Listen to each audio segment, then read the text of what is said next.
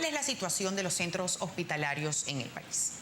Fíjate, en Venezuela tenemos alrededor de 300 hospitales que históricamente han funcionado por lo menos durante 80, 100 años, y un buen número de ellos se construyeron de la década de los 60 hacia acá, funcionando con dotación intermedia, que el médico generalmente ha estado pendiente de que llegue a tiempo, con directores de hospitales idóneos, y ahora estamos viendo de que desafortunadamente hay una carencia permanente de los insumos, medicamentos y material médico quirúrgico que lleva al médico a estar trabajando prácticamente sin nada o con las uñas, como decimos popularmente dentro de los hospitales.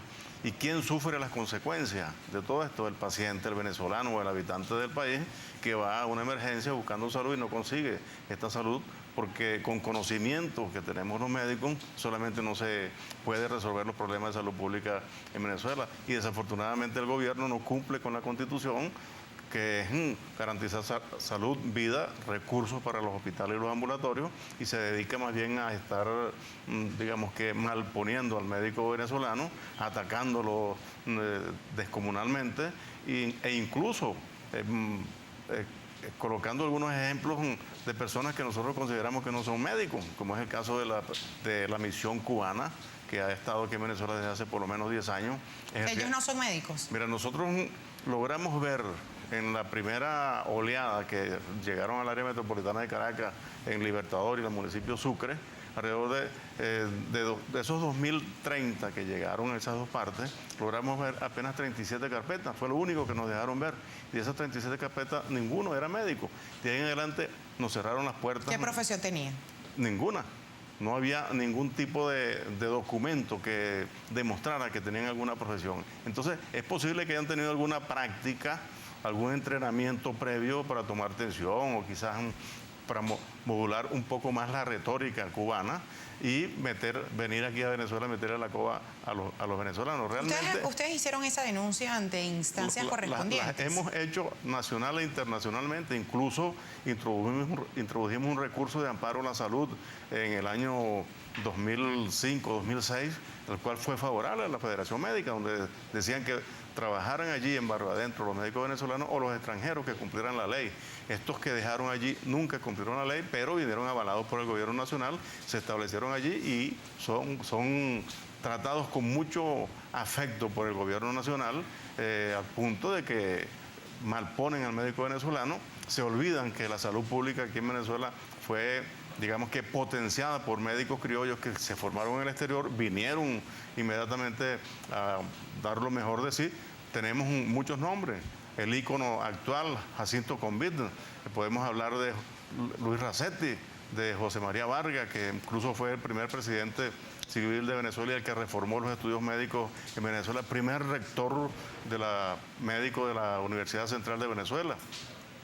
José Ignacio Baldó, que fue el que trabajó intensamente en contra de la tuberculosis, Arnoldo Gabaldón, que acabó con la malaria en Venezuela, y sin embargo actualmente tenemos malaria en cantidades descomunales, y si esos cubanos fueran realmente expertos en salud pública o técnicos siquiera, pues hubieran hecho algo en estos 12 años que tienen en Venezuela. El cuestionamiento es la capacidad de estas personas que usted denuncia que no son médicos, por lo menos aquellos que llegaron en un primer momento, o el cuestionamiento es por el concepto de lo que es Barrio Adentro. Hubo denuncias en su momento por parte del gobierno nacional que los médicos venezolanos no quisieron participar en la misión Barrio Adentro, y por eso fue que ellos recurrieron a los médicos que usted dice que no son médicos cubanos.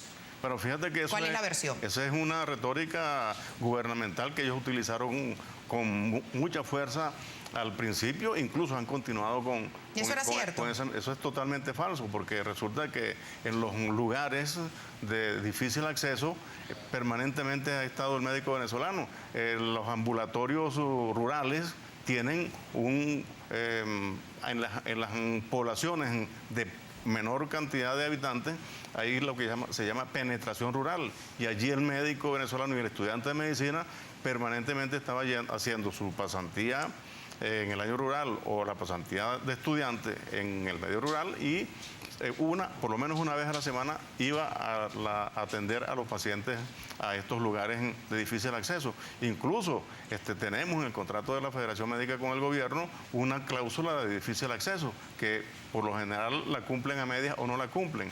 Eso que dijo el gobierno, repetido 10.000 veces, pues de pronto hay mucha gente que pudiera estar creyéndolo, pero si comparan la calidad del ejercicio de la profesión de los médicos venezolanos que han estudiado en estas universidades reconocidas mundialmente y estos que han venido de Cuba o los que han formado estos cubanos, pues eso deja mucho que desear. Y sin embargo nosotros no hemos querido entrar en esa polémica con el ministro de Educación porque no merece la pena él como persona y que nosotros entremos en agarrar ese trapo rojo que ha enviado. Sin embargo, muchos médicos han estado enviando Twitter y enviando comunicación exigiendo respuesta contundente a esa aseveración, digamos que irreal del ministro. ¿Cómo califica usted la situación hospitalaria en el país? Déjeme terminar entonces esa situación irreal que ha hecho el ministro de Educación, que no tiene ningún tipo de conocimiento de salud, igual que los 4 ministros militares que colocó el gobierno en el Ministerio de Salud, que sin tener ningún tipo de experticia allí los colocaron y colaboraron con el desastre de la salud pública en Venezuela. Entonces, realmente, en resumen, esto ha llevado a una debacle en la salud pública en Venezuela, tanto en la parte curativa, que es en los hospitales y ambulatorios, como en la parte preventiva y promoción de la salud, que es la situación epidemiológica, con el repunte de enfermedades que Eso lo vamos a conversar más adelante, doctor. Están presentes actualmente en el tema del repunte, según el boletín epidemiológico de algunas enfermedades, eso lo vamos a conversar más adelante. ¿Cómo usted catalogaría, definiría la situación hospitalaria en el país? En el mes de noviembre, en una nota de prensa publicada el 6 de ese mes, dicen textualmente 300 pacientes esperando por solución quirúrgica en los hospitales de Venezuela. Podemos decir que el Hospital JM de Los Ríos, dicho por la misma presidenta de la Sociedad Médica, que había sido su directora hacía unos meses, que en cola, en ese hospital hay alrededor de 7.000 niños. Imagínate entonces niñitos con reflujo renal, infección urinaria permanente que está afectándole los riñones, pacientes en plan de trasplante que no pueden resolver el problema de colocarle su riñón para que comience a funcionar mejor su organismo, o pacientes oncológicos, o con una simple hernia. Es decir, que el hospital de niños tiene esa rémora de pacientes y si el gobierno quisiera resolver el problema, ¿por qué no le agarró la palabra a las clínicas privadas que se ofrecieron hace unos 2 años para activarse en sus centros privados para ayudar a resolver los problemas que pudieran haberse resuelto en 1 mes y medio o quizás 2 meses? Esos 300.000 pacientes que esperan por cirugía se pudo haber resuelto con la ayuda de las clínicas privadas, pero no les interesa, sino sencillamente la retórica, la confrontación de ir en contra de los que trabajan bien, como es el caso, por ejemplo, de las clínicas privadas o los médicos venezolanos que ejercemos en nuestros hospitales, que desafortunadamente el gobierno nos ha malpuesto y no nos ha considerado como debe ser y como debió haber seguido esa ruta venezolana de querer al médico venezolano como los que ya he mencionado anteriormente, comenzando desde José María Vargas. Usted denuncia una situación crítica, grave, en torno a la salud pública en el país. ¿Tenemos infraestructura en el país? En Venezuela tenemos 300 hospitales, desde el grado 1, desde tipo 1 hasta tipo 4. Históricamente unos 4.900 ambulatorios hasta el año 2000, y luego construyeron unos ambulatorios barrio adentro que son dirigidos, construidos y dotados por la misión cubana. ¿Sí? En suma, tenemos alrededor de 12.000 ambulatorios. Si esos 12.000 ambulatorios funcionaran como debe ser, no el 80% cerrado, que es el caso de Barrio Adentro 1, de esos 6.000 ambulatorios que construyeron en estos 14 años de gobierno, el 80% está cerrado, apenas funciona el 20%. Entonces, ¿qué pasó con el otro 80% que con bombos y platillos inauguraron a orillas de carreteras, a orillas de autopistas, en cerquita, por ejemplo, de alguna plaza Bolívar de algún pueblo venezolano. Es decir, que hicieron realmente una inversión en infraestructura y en dotación de esos pequeños módulos de 80 metros cuadrados, 40 metros abajo para ejercer la profesión y 40 arriba para que vivieran allí el equipo llamado de salud. Entonces, si realmente pusieran a funcionar esos 12.000 ambulatorios, realmente tuviéramos una gran red de salud pública funcionando. Si dotaran los hospitales como debe ser, de una forma permanente, frecuente y total, como manda la Constitución, estuviéramos hablando de un mejor ejercicio. Si le mejoraran las condiciones de trabajo al médico venezolano con un contrato. Ese sería el segundo elemento, el tema de la contratación. Con un contrato que nos los tienen bloqueados desde el año 2003, a pesar de que la OIT, la Organización Internacional del Trabajo, le recomendó al gobierno que se sentara con la Federación Médica a discutir y firmar el contrato con el Seguro Social, el Ministerio de Salud y con el IPASMED, que son los entes nacionales, y a nivel regional, las gobernaciones donde lo hubiere. Resulta que PLIN les llegó la información, la guardaron como todo las recomendaciones internacionales que le hacen para bien del país. Entonces, no han querido sentarse con la Federación Médica. Tenemos un contrato congelado y resulta de que hay una gran agresión en contra del médico en los hospitales. Tenemos que de pronto, tú tienes que andar con el carnet, pero los círculos violentos que son avalados y empujados y mantenidos por algunos directores de hospitales andan tranquilos caminando y haciendo la rubiera que se les ocurra. Hasta ahora tenemos dos elementos: infraestructura, que ha habido un deterioro, además de lo que tiene que ver con la discusión del contrato colectivo, que está paralizado.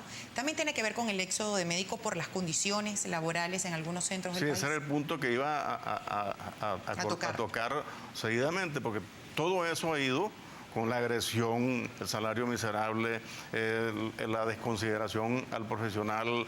Ni siquiera tienen un ambiente donde reposar. Cuando hacemos guardias de 24 horas, no hay donde tomarse digamos que un trago de agua fría, duermen en el suelo con un hacinamiento, digamos que preparado por el propio Ejecutivo. Entonces, y la agresión que parte desde el alto gobierno hasta cualquier persona que se le ocurra